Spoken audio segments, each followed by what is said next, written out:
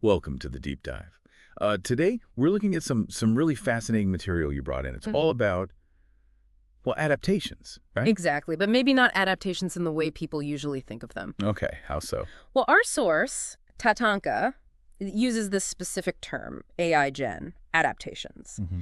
And that label is important Right. because it sees these as fundamentally new songs. I mean, yes, they're inspired by original tracks, ones that really struck a chord, but they become something else entirely for these communities. Okay, I see. So, for everyone listening, our mission today, then, is to kind of unpack how these musical reinterpretations give us a window into, well, into change and empowerment within different marginalized communities. Exactly, going beyond just like hearing the tune. Yeah, we want to get at the deeper meaning, the cultural significance that's sort of embedded in these new versions. And it's crucial how the source frames this idea of adaptation. For these groups, it says it's not just about surviving or getting by. It's presented as this active claiming of agency, asserting autonomy, really shaping their own futures, with resilience and purpose. That's a powerful frame. It is. And we need to kind of keep that lens in mind as we dig into the specific examples. Okay, sounds good.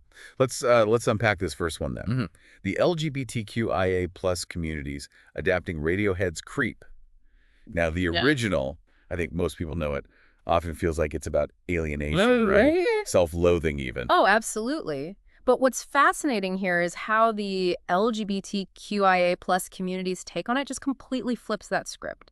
It's a really powerful act of reclaiming the narrative. So how does the meaning shift? Well, instead of self-deprecation, it becomes this embrace of difference, of queerness itself as a strength, not a defect, not something to hide. Right. So taking that feeling of being an outsider. And owning it. Yeah.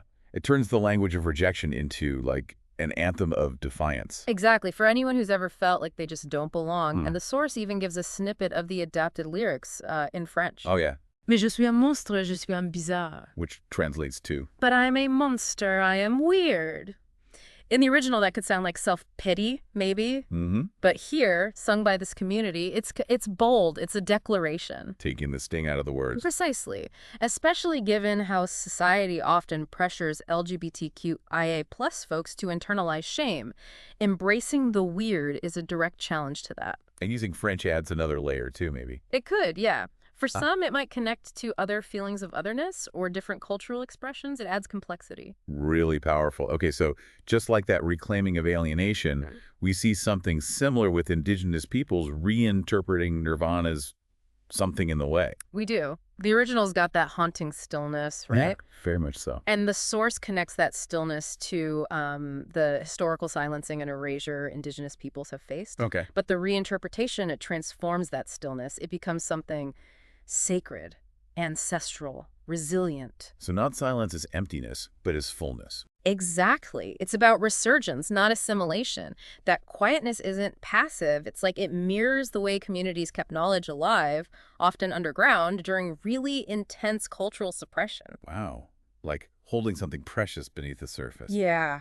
Keeping languages, traditions alive against the odds. Their presence isn't passive. It's enduring, deeply rooted. It's that quiet power of survival, spiritual resistance. And the source includes those Sitting Bull quotes too, doesn't it? It does, yeah. In Lakota and English, one emphasizes the inherent right to the land. Hang on. It is through this mysterious power that we too have our being, and we therefore yield to our neighbors, even to our animal neighbors, the same right as ourselves to inhabit this vast land. That really reframes that stillness. It's not being overwhelmed. It's deep connection. Connection and belonging that colonization tried to wipe out. And the other quote calls for unity for the future.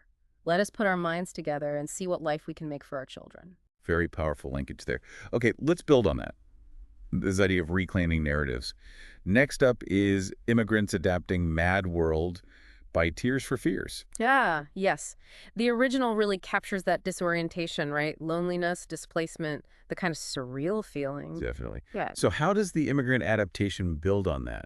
Well, it becomes more than just reflecting that alienation. The source suggests it evolves into a challenge. Challenge to what? To the very systems that create borders, both, the literal ones and the metaphorical ones. Ah, okay. Like saying, We feel this, but it's because of these barriers. Pretty much. And it talks about how immigrants adapt by building bridges between cultures, reshaping identities, creating these sort of hybrid spaces. Spaces that don't fit neatly into one box. Exactly. So the song becomes this kind of shared language, a connection point for anyone feeling invisible or unmoored. It takes that personal feeling from the original and makes it collective. And we see some Spanish lyrics provided, too. It makes you think, does that act of reinterpreting displacement into resilience, could that itself be a form of, like, quiet activism? That's a really interesting thought. Fostering solidarity, maybe? Shared purpose? Definitely something to consider. Okay, moving on. Religious minorities and Joan Osborne's One of Us. Right. The original asks that question, what if God was one of us? And the source frames the adaptation as confronting the hypocrisy and prejudice religious minorities often face. Oh, it's a kind of spiritual reclamation. Exactly. For communities whose faiths might be marginalized or even demonized by the mainstream, it's like saying, our path is sacred too, even if it's unfamiliar to you. It speaks to the sacredness of every path, regardless of majority understanding. Yeah. And the source points out its relevance for groups who constantly have to justify their humanity, their beliefs. And we get a glimpse of Aramaic lyrics here. We do, which, adds another layer of specific cultural and spiritual context. It's about centering their own experience, reclaiming legitimacy. Makes sense. Let's shift now to environmental justice. Communities adapting Marvin Gaye's Mercy, Mercy Me, the ecology. The original is already a lament, obviously. But here, the source says it becomes an urgent hymn. Urgent for whom, specifically? For those frontline communities, often BIPOC, rural, low income, the ones who get hit hardest by ecological damage. Their adaptation isn't about abstract ideas, it's about survival, clean air, clean water. So it shifts from a general worry to a very specific ground-level cry. Yeah. Echoing the reality of poisoned rivers, ruined land, but, and this is important, the source also says the adaptation highlights the solutions coming from those communities. The resilience isn't just enduring harm, it's creating change. Exactly. It underscores that environmental harm isn't evenly spread, and neither is the resilience or the innovation. And we see some lyrics here in Wolof grounding it again. It's striking how that global issue becomes so localized and personal. Absolutely. Okay, next we have a big one. Public Enemy's Fight the Power, adapted by BIPOC communities. An incredibly potent song already. A declaration against intersecting oppressions, right? Racism, classism, sexism, all of it. And this adaptation, according to the source, isn't just looking back. It's a reaffirmation that the fight is ongoing, it's evolving, new tools, new strategies. Like a living document of resistance. Kind of, yeah. It acts as this link between past struggles and present movements, and the source says its message of solidarity resonates with any group standing up against systemic power. And there are updated lyrics mentioned. Specific ones. Yes, and this is really striking. The source includes lyrics specifically updated for 2025. They directly reference things like Project 2025, Christian nationalism, abortion bans, attacks on free speech.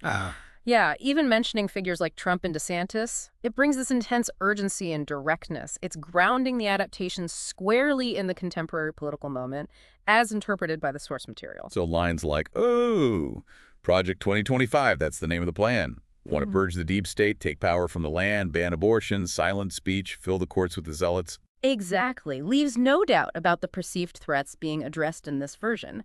It's like the song is being constantly rewritten by the moment. It shows how that core message adapts. It's not just history, it's now. Precisely. It's a living call to action. Okay, another really compelling example. Women and the fight for reproductive autonomy, adapting Tori Amos's Silent all these years. The original ballad. It becomes something even more profound here. How so? The source describes it as a testimony. For women whose voices have been suppressed by patriarchal structures, restrictive laws, societal taboos, all of it. And in the adaptation. That silence transforms. It becomes speech. Vulnerability becomes protest, especially in the fight for bodily autonomy. That shift from silence to voice. Wow. Yeah. It's like the dam breaking, all those pent-up experiences, finding expression. The song's intimacy, its truth-telling, that sort of slow-burning defiance. It resonates deeply with movements reclaiming agency. And we see some Japanese lyrics noted here, too. Right, adding another cultural layer to this assertion of self, this refusal to be silenced. Powerful. Okay, let's shift again. Thinking about strength differently. Disabled communities adapting Kelly Clarkson's Stronger. what doesn't kill you. Right. The original is often heard as about individual resilience, yeah, bouncing back.